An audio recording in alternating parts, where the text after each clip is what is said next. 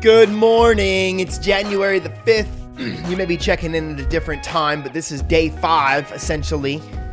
You can find in the show notes our Bible reading plan. We're going through the scriptures in a year together. Out of those passages, we're picking little pieces to meditate on throughout the day. Again, you can find everything else in the show notes. Today's passages were Genesis chapter 16 through 18 and also Psalm chapter 5. I'm going to hone into something that I don't know that we generally look at or think about. Chapter 16 is giving us this background of Abram, him not having a child, being promised by God that he and Sarah, or Sarai in the beginning of our reading, God renames her within our passages today to Sarah. But Sarai also realizes that she's part of the reason that Abram doesn't have a child, because it's one of the two of them. They don't know who's responsible or not responsible. Obviously, we believe that it's in God's plan for this to have taken place the way that it did. I think we'll see a lot more of the outflow of that in the reason. Anyway, so Abraham and Sarah, eventually in the chapter, they're not called that. It's still Abram and Sarai, but currently in the midst of God meeting them, calling them out, he declares this promise that they're going to have many heirs, and from the two of them, they're going to have kings and rulers on the earth, and you're not going to be able to even count the number of those that come out of his line.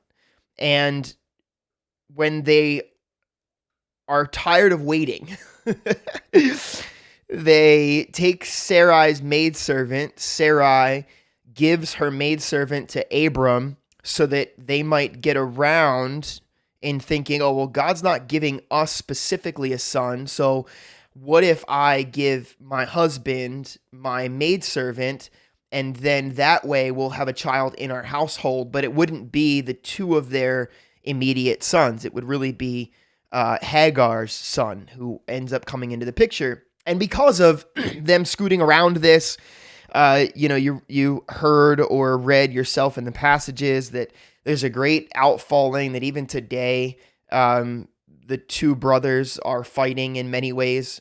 Two nations are constantly in disagreements, and over the years, many battles and wars and difficulties have come out of this. And that's often the line that we follow, that we watch what happens and what has been the outflow of their sin here.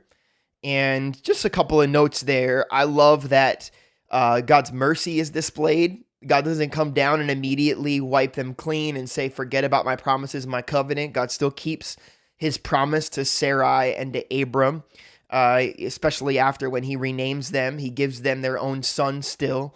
Isaac still is born. Isaac still becomes this son that carries on the generational legacy, and ultimately is where we get Christ from, and the whole nation and all these wonderful things that are going to follow out and through here. But I was taking special notice this morning as I was reading to a question that Hagar is asked when she responds wrongly to the beginnings of the consequences of the sin that has taken place.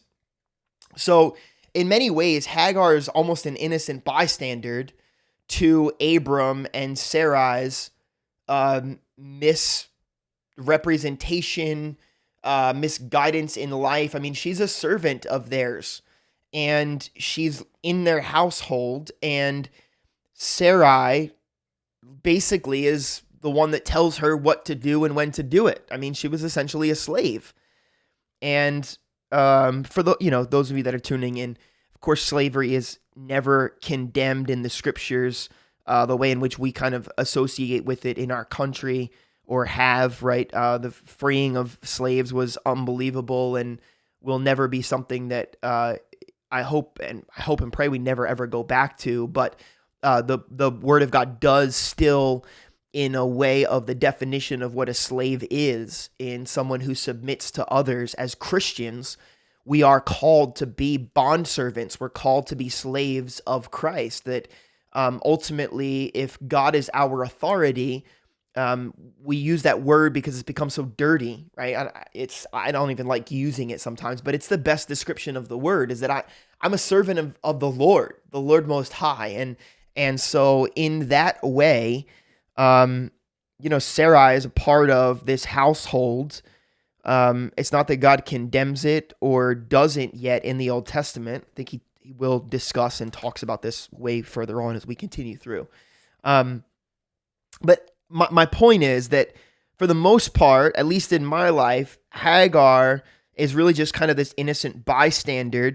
And there's a really cool little thing here in question that the Lord actually meets and asks her, actually the angel of the Lord, who is really Christ in before his incarnation. We call this a theophany.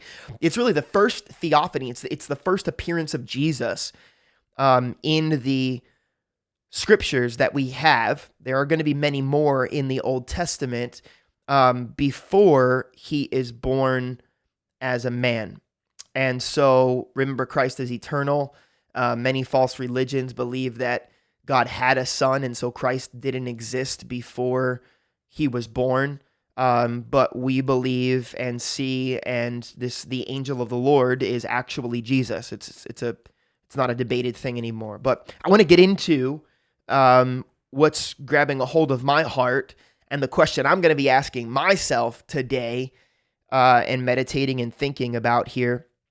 And it's specifically chapters 16, verses 6 through, we'll go through 8 this morning. It reads, "So Abram said to Sarai, 'Indeed, your maid is in your hand.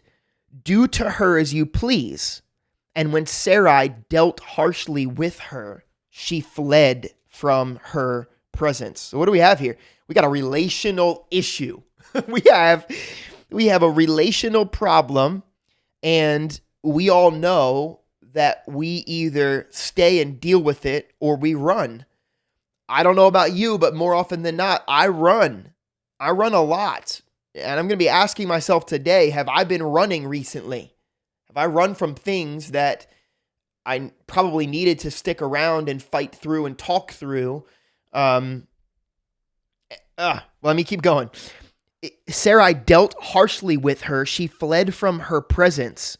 So Hagar's response is to run, and she literally flees. Now we're talking about, she doesn't have a car. She's not hopping on a bus. She's not, she's not scheduling an Uber. She's getting out and taking a long journey on foot. And it says, "Now the angel of the Lord found her by a spring of water in the wilderness, by the spring on the way to Shur." Now, if you're journeying for a long period of time, obviously she's going to be exhausted. She's already emotionally exhausted. And you know what it's like. It's one thing to be physically exhausted. It's another thing to be emotionally and physically exhausted. And when you find a place that you can get some rest, you go there. And it's interesting to me that she stops by a spring of water in the wilderness. Now, the wilderness is a place that is often barren. There isn't much around. There aren't dwelling places. There's not like she's in a city where there's people around and, opportunities for her to beg or to, receive things from anyone. She's going where there is provision for her, but she's nonetheless in a wilderness. And inside of that wilderness, specifically here, you would stop by a spring because you wouldn't be able to get water anywhere else unless you were around bodies of water that would be able to be drunken from. And so she's stopping by a spring in the wilderness. But it's funny because how many times in the Bible, or have you heard that we talk about streams of living water? That even the good shepherd, right? Psalm 91, the Lord is my shepherd, I shall not want. Where does he lead us? By streams of living water. There's a place of refreshment, of nourishment. And I love that Hagar is running, and she runs and she stops by a spring the Bible tells us, and that's where Jesus meets her. She's running in disobedience. She's running from responsibility. She's running from in a way that she never should have been running from. And she stops, and God has grace and mercy on her. She's being refreshed and nourished. Obviously, she's probably finally sitting down after running for a period of time. I mean, for me, I gotta be careful. I'm going to speak on my own here. Maybe you can relate. But when I have a relational issue and I get upset about it, there's that initial just surge of feeling and outflow and literally that adrenaline rush. And you get the anger and the hurt and the pain, and it's just so mixed that it's like this big whirlwind. You got to remember, she's probably running from this, right? She's here. She's like, this woman told me to go into her husband. I obeyed her. Out of my obedience, now she's mad with me. Now she's mad at me. And like, this is crazy. Can you imagine the emotion that is going on? She's exhausted, this woman. And she finds a spring of water on the way to Shur. She's probably running home. She's running to a place of comfort, a place of solitude, a place away from the current dysfunction. There's dysfunction everywhere we go, right? Let's just be honest. The reality is when we run, we think we're running to some place of solace, but even there, if we're alone, there's chaos inside of us that needs to constantly be dealt with. Ultimately, that's really where it is. But so the angel of the Lord, Jesus found her by a spring of water in the wilderness by the spring on the way to Shur. And he asks her this question. And this is where I kind of started. It just kind of struck me. He said, Hagar, Sarai's maid, where have you come from and where are you going? Now, it's so interesting because Hagar has become the wife of Abram. So Sarai gave Hagar to her husband to be his wife so that he might be able to bear a child to thwart or to get around what they thought was lacking in God's promise to them. Yet the angel of the Lord doesn't say, Hagar, Abram's wife. He calls her the most humble position. You know, as Christians, as followers of Jesus, we are always called to be servants of all. You know, I'm a pastor. I'm a lead pastor. And I'm coming into this place. I fight it constantly where so many have placed my position and my role in a higher pedestal. And yeah, there are higher responsibilities and there's definitely an honor that comes with it. But the Bible could never be more clear that the role that Jesus modeled as a shepherd, as a ruler, as a leader, is he stooped down to the lowest place of humility. And we all are called to do that. We're called to be servants of all. And there's a part of this like American Christianity that gets into our head where we like think we work ourselves to the top. And the reality is that the Christian walk, the Christian sojourn is more of a walk and a bowing down to the bottom, more so than it is a rising to the top. Even the promise that when we are made low, then we will be raised up on wings like eagles, right? There's this constant juxtaposition to those two things. And even, Jesus here, the angel of the Lord, doesn't even hesitate to remind her of her lowliest position. He could have said, Abram, hey, let me encourage you. Let me remind you of the place that you're in now. You're Abram's wife.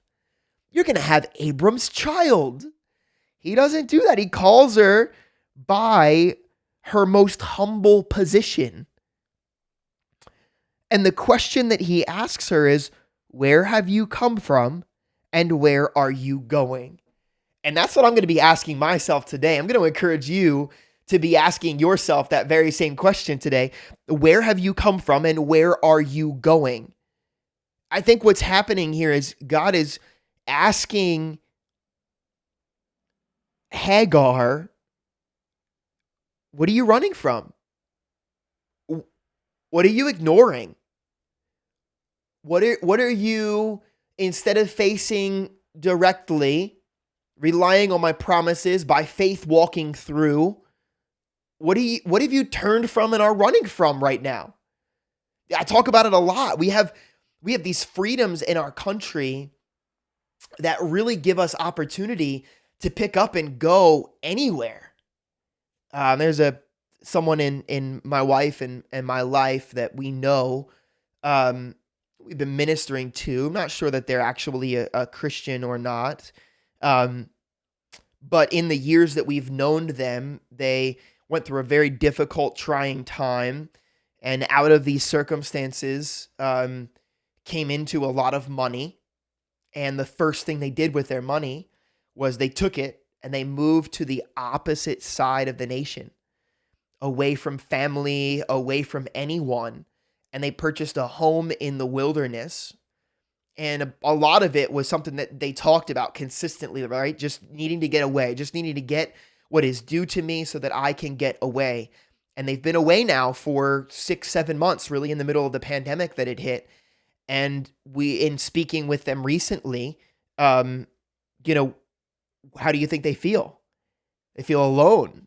And they're dealing with the reality that when we run, we're never really able to run from our problems because we're just as much a part of the issues that are going on. And I love the Lord's hand in this. I mean, you have to, like, this is amazing that God meets with each of us in our place.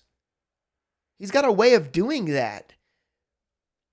The Bible even talks about God chastening those whom he loves. Like, if you're a part of the household of God, a part of God's love towards us is dealing with us in our wrong responses, in our sin.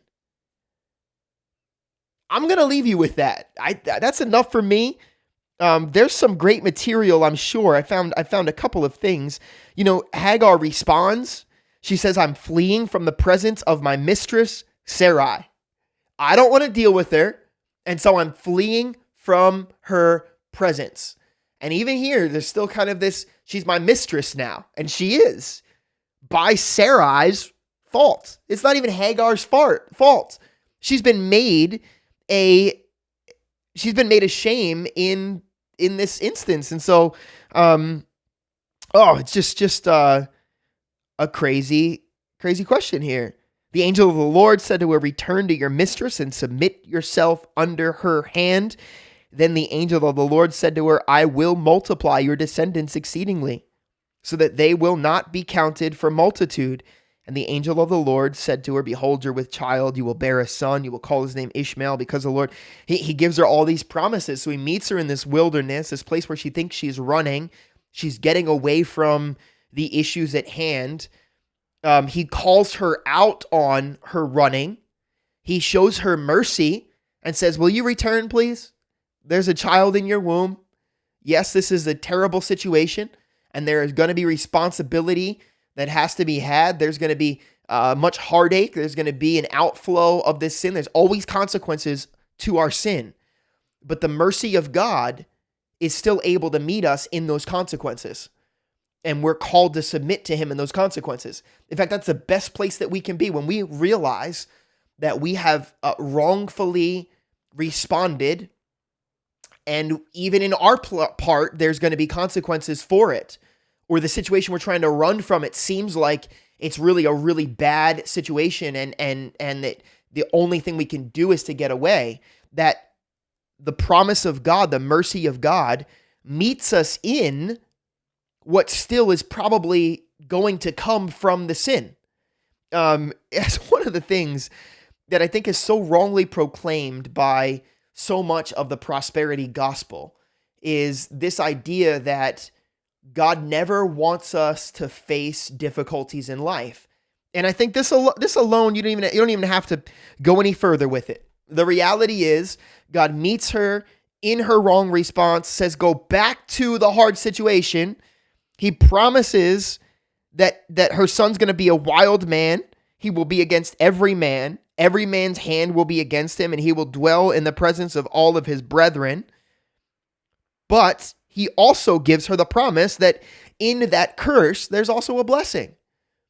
And so in the curse that happens between these three and their children, because of Sarai and Abram's sin that's affected other people now, God doesn't say, hey, I forgive you.